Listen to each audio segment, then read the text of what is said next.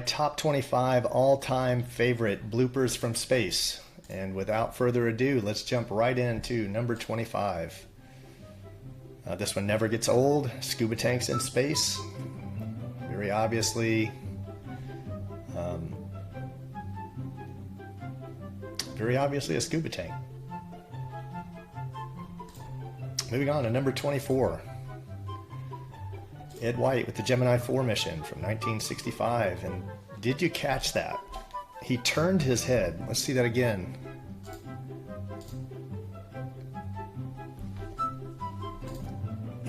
He turned his head, right? That's lost technology right there. We lost that. That must have been with the telemetry data, because we can't do that today with good reason. And that's not claymation. Moving on to number 23.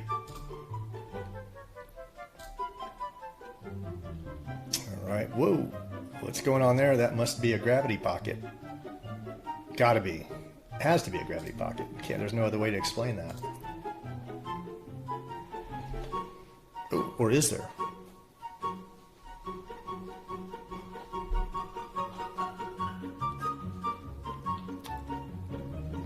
Kind of makes you wonder why the ISS is tubular, right? Like, why not have a... What was wrong with the design of the Skylab? You'd think they would have liked that space to move around. They were doing somersaults in there and flipping around. Seems like a superior design to me. Number 22.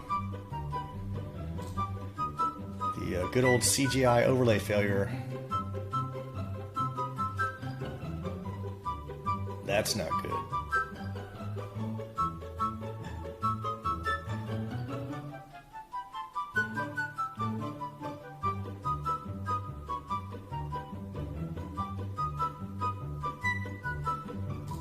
All right, moving on to number 21. We have some astronauts signing some divorce papers. And, oh, be careful. Look around. Was that bad? Yeah, that was bad. That was bad. Definitely bad. Look, he looks forward. He's like, what do we do? Just go. Just poker face, dude. We'll come up with something. It was a pocket of gravity. All right, moving on to number 20. Ooh, did he just drop something? Those pockets of gravity, they're killing him up there. He turns around. Yeah, did anyone see that? Yeah, the camera's in front of you, bro. That's not good. It's not good. I'm sure they'll edit it out, right? They wouldn't let that go through editing. Number 19. Het is hetzelfde toilet als bij de Russen, maar interessante systemen. Hier achter deze panelen wordt de urine opgevangen. En, I think he just dropped his spanela. It could have been the opgevangen. I'm sure it'll turn up later, no big deal. En,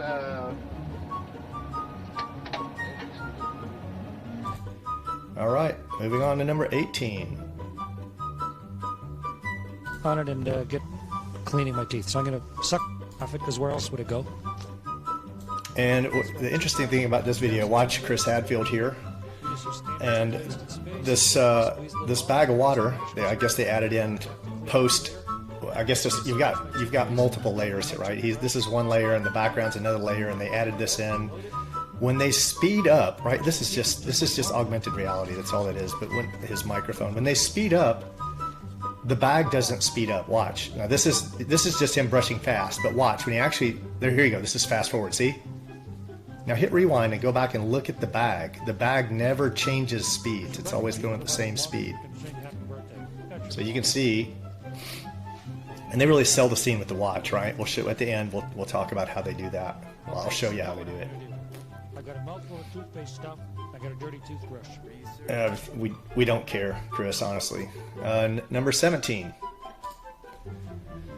He missed it. No, what? He caught it. It just morphed right through his hand. Amazing. Moving on to number 16. Satellite dish go boing. Doing. Now there's an explanation for this. I know there's always an explanation, right? So this is perfectly valid. It got hit by a micrometeorite. We see this kind of stuff all the time. Nothing new. Moving on to number 15. And let's check out some of the herky-jerky motions of the limb sped up.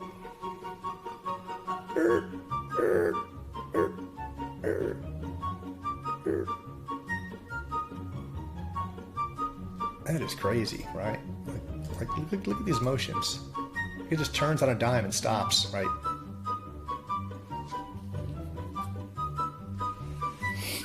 All right, moving on to number 14.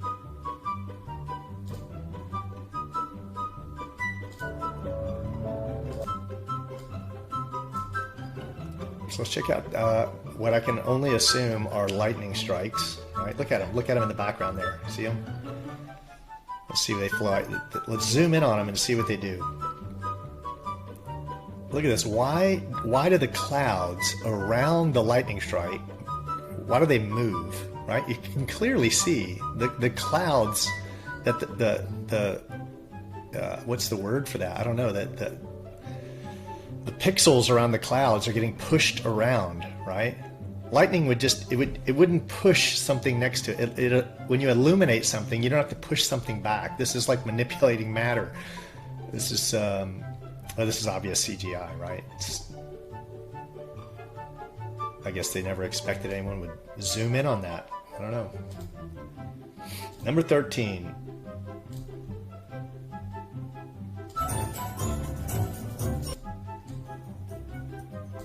And just playing, and what they always do, they're always playing, right? I've never seen them work. I don't know what work they do. What did that ball just bounce off of nothingness, or do they have a clear screen there? You know, what's going on? Or is it just hitting a green, green background that they're using for the green screen? Let's look at that one last time. Oops, it just bounced off of nothingness. It did. It didn't go into that room. It bounced off of nothingness. Moving on to number 12. Don Pettit, the man who can't say COVID, no matter how hard he tries. Doink!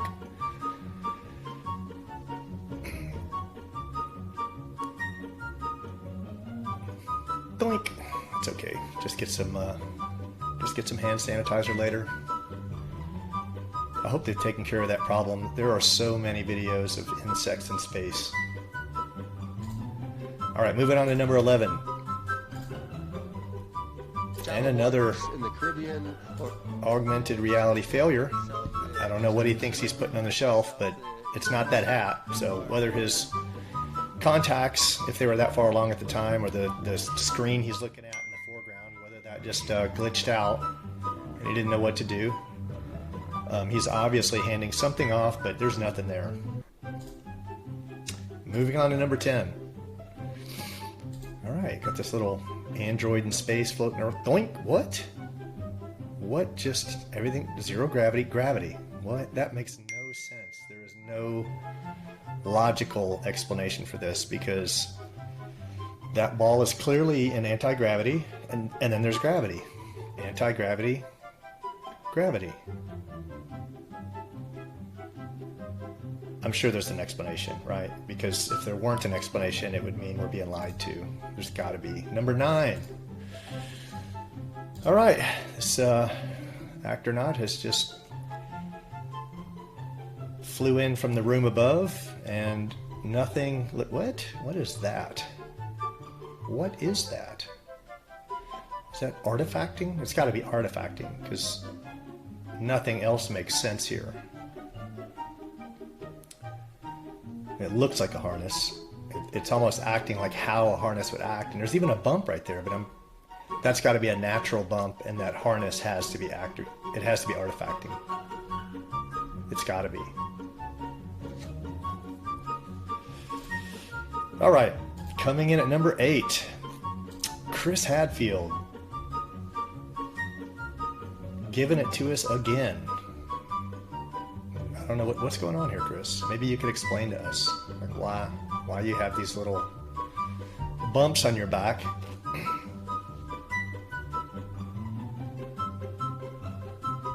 Can't be a harness though. There's no way.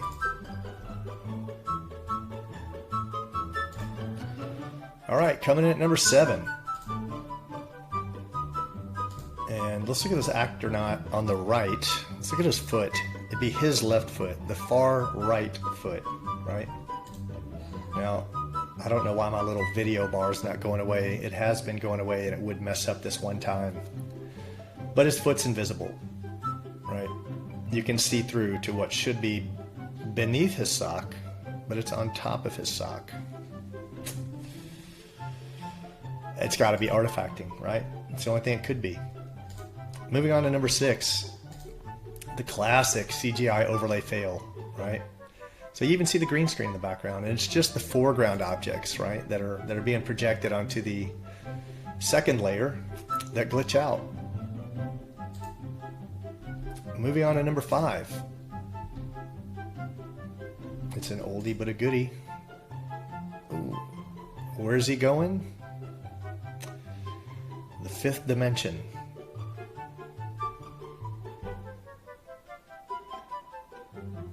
Dimensional phase shifting, I guess. There's an explanation. I don't know what it is, but there's an explanation. Artifacting. Gotta be artifacting. Number 4. More artifacting.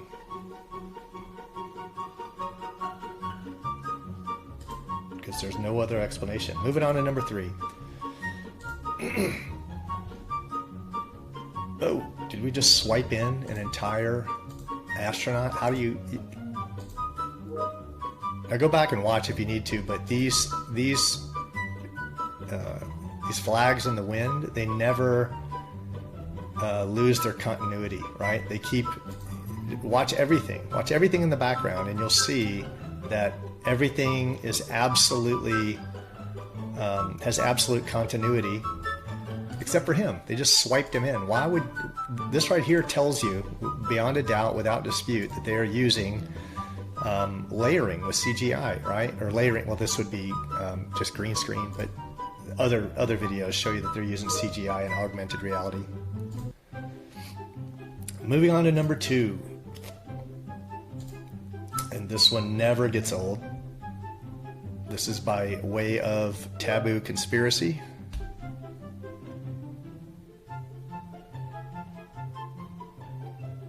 And that is not a model. I'm not a forensics expert, but I've seen more impressive models. You know, I've built more impressive models. And are those supposed to be like solar panels? Like I've never seen, they just look like white cardboard. This is obviously a model, right? If you can't see that, then you're suffering from space credulity. Look at that. Look at that. Look at that. Look at it. Just look. This is plastic. This is a plastic model. They didn't even try, right? Look at this. Like, look at the back. It's just like a cutout of tin. I could make this. I can do better. I can do better. No doubt about it. I think that's a Coke can. Moving on. Number 1. This crazy impressive maneuver. This guy's doing 17,500 miles an hour. Just in relationship to Earth. We're like taking out the movements of traveling around the sun at 66,000 miles an hour and traveling through the galaxy at 1.2 million miles an hour. And this guy just pulls back on the yoke and he does a 180 to dock with the ISS. Look at this. This is the only pilot in history that has ever attempted. This is the most dangerous maneuver ever attempted. They're just ripping through the cosmos at 1.5 million miles an hour, and this guy just pulls back on the yoke, and yeah. And this is a bonus, right? I didn't want to make it 26, but yeah, this is we just won't tell anyone. This is number 26. And here we are in the Skylab. Their mission was welcome news to the Skylab astronauts who had become accustomed to their weightless environment. Their weightless environment. Did you hear him?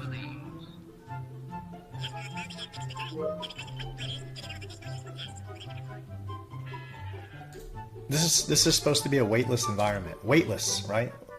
Weightless. Now, why are these guys holding it? If they let go, it's supposed to float. Why are they holding it? And why, when they let go, does this guy's arms sink down, right? It doesn't make any sense. Why do his arms sink down?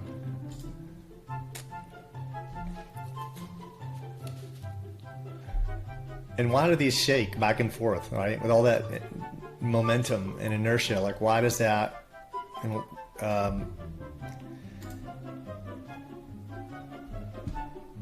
Anyway, all right. So as a bonus, I thought I'd throw in some extra video. How do they do it, right? Let's look at how they do it. You know, one of the things, we're obviously, everyone understands how you can just be hanging from wires in front of a background with a camera looking at you head on. But sometimes we don't think that, you know, you don't think to realize they can be doing this from a top-down perspective, right? Look how easy that'd be to do this, right? He's looking down on you. So when you see that, and then this isn't here, and this is full screen, it's like, oh, it just looks like he's floating, right? And he can touch everything in this room, so it all becomes real. But when that is just, you know, a model of their fake station, it's very easy to do. And that's why Chris Hadfield always looks like he's having an aneurysm, right? Like this guy's always got a massive vein on his forehead that's about to blow out. And whenever you see him floating, he's always holding his knees, right? He has to like hold them up to himself because he doesn't have the core strength. And we'll save some time on this. Try to make this video as short as we can. Look how crazy this is. I mean, this is the whole set. This could have been done in like my living room. They just put a little bit of green screen, and people would go to the movies to watch this.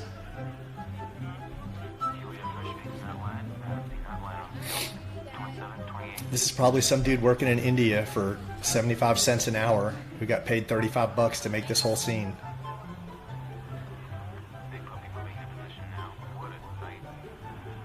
NASA gets $82 million a day. $82 million from the government. All right, that doesn't include sales of merchandise, everyone wearing their NASA hoodies and NASA shoes and all their all the ticket sales they get from people visiting, and just you know, just from taxpayers, $82 million a day. To check out Billie Eilish, such a wholesome young lady. Just a role model for children, really. I hope in the future that they like mandate her videos in schooling. Just to set the example, you know, of what a role model should be.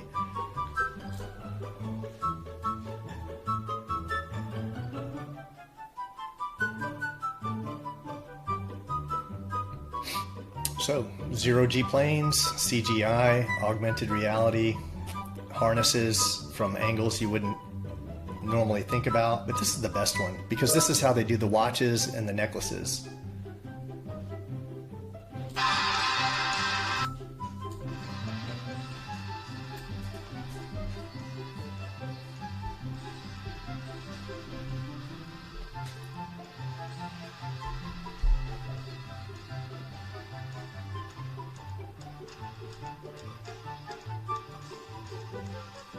Look at that. And you know they're not going to show, this is for a TV show, right? You know they're not going to show their best work, right? Obviously, because it's too, that's why they just, this necklace scene only lasted for a second, right? Just a second, but that's how they do it.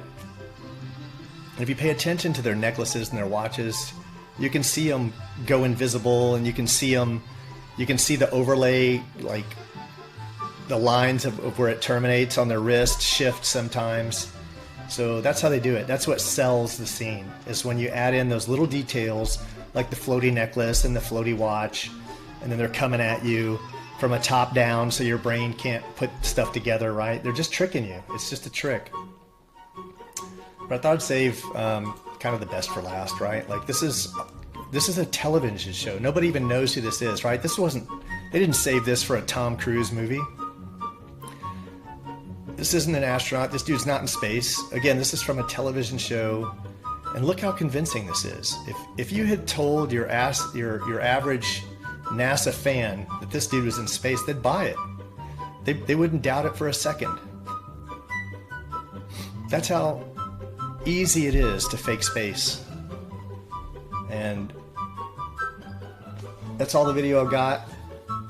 I'm gonna do another video I'm working on that's gonna be all the techniques they use to fake space. So it'll be more focused on just techniques they use to fake space, and I'll edit it down where it's a relatively short film, so stay tuned for that. Hope you enjoyed this, guys. Until next time, take care.